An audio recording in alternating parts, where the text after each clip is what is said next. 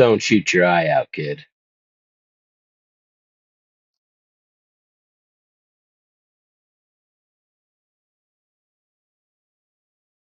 All right, we all know what we're here for. We are here for the Jiminy Cricket install. This video is a redo because it seems that the algorithm and or possibly the purple hairs at YouTube think this is some magical device that does something it cannot. And to be clear, the Jiminy Cricket only makes it easier to squeeze the cricket, nothing else. Doesn't do any crazy things that are not allowed by YouTube. So let's go ahead and get into the Jiminy Cricket install. And since we are working with a Cricket, we have our iPro on, we have no ammo in our workspace, and we clear our Cricket multiple times. So we'll see you in a minute. Alright, here we have our old trigger bar assembly. We're still going to need the housing unit, so I'm going to take this out.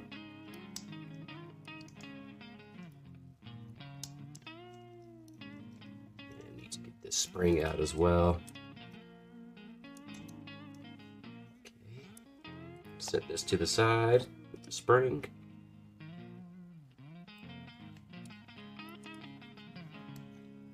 Okay, so we need this housing unit here. Now we're going to take this piece of our new assembly. Actually, let's talk about the new assembly here. So here's the new trigger bar, and it's slightly different. It has some springs. You're going to be using the red spring, and as you can see in there, there's a little sea washer in here, so we'll need that too.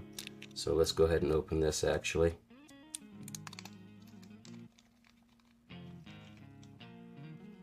Okay, so we do not need this one. So set that to the side. We do need this one, and we do need this screwdriver, or this tool that came with it, just to open it up a little bit, because we're going to be dropping it into the housing unit.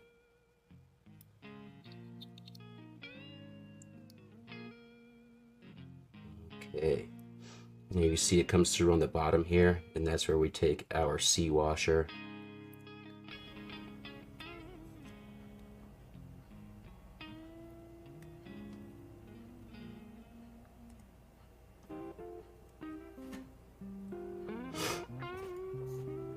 Just want to make sure it's tied in here before I tighten it down and set level.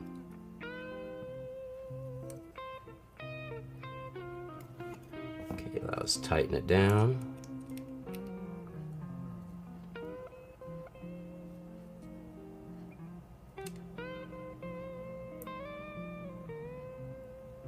Not too tight. Okay, now we are going to take our trigger bar here and our frame. Alright, so let's go ahead and, as you can see, they are different. This one is, the old one is one piece, this new one is two pieces, so it's going to sit in like this. Okay. And then here we can drop it back in. Before we drop this in, let's go ahead and set this spring up a little bit. And you can see there are little holes in here. One right there, that's where it comes out. There's one inside here as well. And that's where this spring is going into. And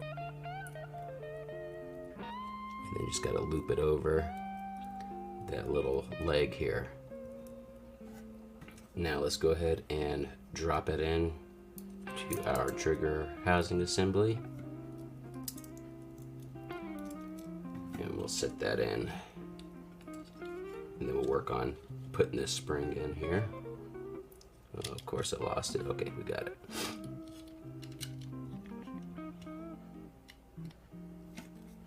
Okay. Alright, so let's go ahead and get our locking block in here. And try not to move that spring.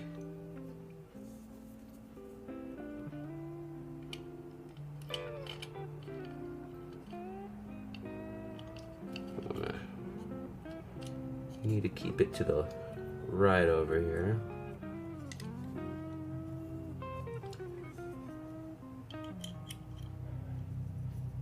Okay. try to pull it with my finger. Okay, we got that in there. Now let's go ahead and we are going to put our slide stop back in. And I'm going to get the trigger pin ready.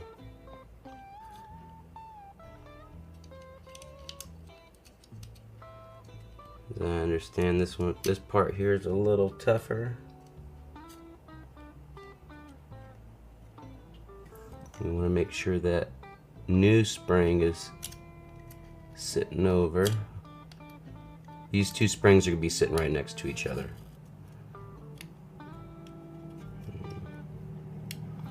Now let's see if we grab our punch here, and I'm going to come through the opposite way. That way we can try to drive that pin in. Just use this as a follower. Okay, now our trigger pin.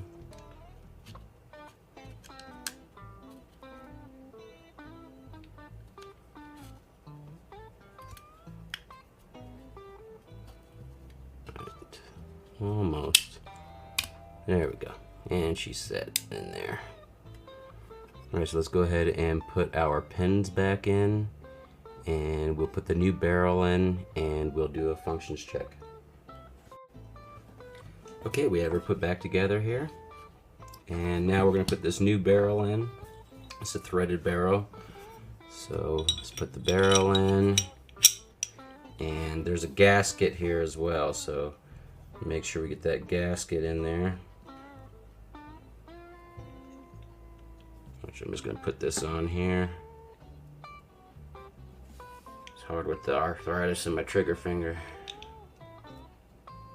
Okay, let's thread this barrel on.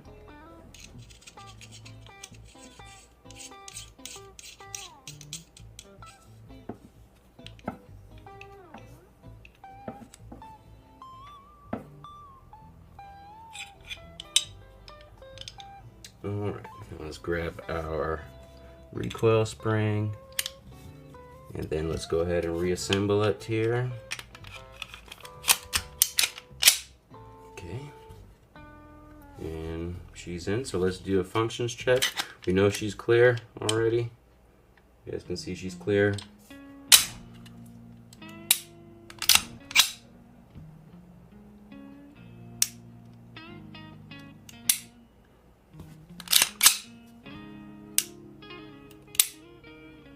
Okay, and that's a good functions check. So we will get a new trigger weight. We didn't do trigger weight because we know this one already. It was 5.5 pounds.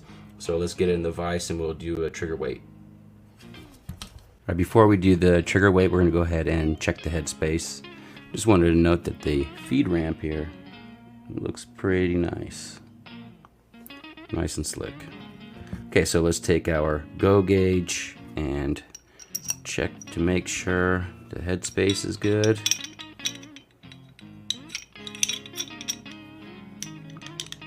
If it's fine, and we're sitting flush up top. Now let's check our no-go gauge.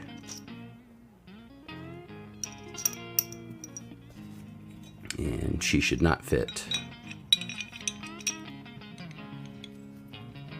As you can see, it's not flush, so it doesn't fit, so we are good to go on headspace, and when we get back we'll do the trigger weight for real. Alright, let's do our trigger pull weight now, but first let's make sure she's clear. You can see the flag, and there's no magazine. Okay, so I'm gonna go ahead and let the slide go forward, and let's do our first weight.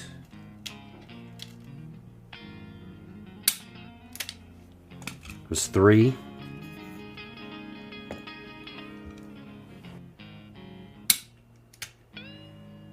That was right around 3.1.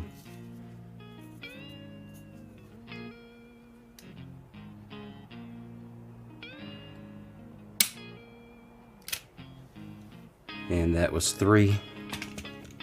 And we'll do one more.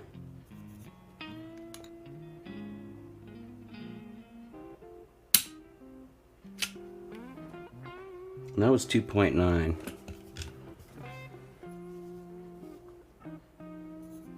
So we'll just call that 3 pounds. So we went from 5.5 pounds to 3 pounds with the Timney trigger kit. We didn't do any other trigger work like polishing or anything like that, so a significant drop just from that new trigger assembly. Alright, so when we get back from here, we'll do conclusion and references, and we will end this video. Alright guys, let's go ahead and close this out with our conclusion and references. So let's first, we're going to be touching the dagger, so let's make sure it's clear. You can see it's clear, no magazine. Alright, so some of the upgrades we made today, as you saw, were the Timney trigger kit and the new barrel. Both came from PSA. Now, from where we started with this weapon about 6 weeks ago until now, I'll be honest, I first hated this thing, but I've actually really grown to like it, even with my stippling job here. But I will, what I'm going to do here is I'm going to throw some pictures on the screen from when we originally started and some of the progressions until now. It definitely does feel pretty good in the hand with the stippling. We will be shooting this in the other weapons in the next few weeks. We're going to be revisiting this because we have to put on the mass driver here. So that, I think this is coming in 2 weeks or so. We have a mass driver. And that's what this looks like. So it's just a compensator just to lower some of the felt recoil. And so next week we should be starting on the SAR B6 here, and just so you know it's clear. And this is hammer fired, of course. So we'll be going through some of the disassembly and reassembly process. This one actually came assembled already, so we don't have to worry about putting everything together. And then eventually with this we will put in a spring reduction kit. I already got a spring reduction kit from Galloway Precision, so we'll put that in. It won't be an assignment video, it'll be probably a little later. And then, as I mentioned, we'll shoot all these. So all of these, even here, the Taurus 856, this came from SDI, so we'll be trying all these SDI weapons out once we finish this last course. So let's go ahead and get into our references. The only real reference we had today was this came with the trigger system from Timney, which we got on Palmetto State Armory. It just basically tells you how to put it in there. There's some new instructions that came with it too, so they're making sure you do it right at least. Of course, everything else came from, as far as disassembly and learning how to do the work on pistols, this all came from SDI. So specifically for this dagger was the striker fired course, and next we'll be getting into the hammer fired course. So if you have any questions, please let me know down below. Thank you for your time, and stay frosty.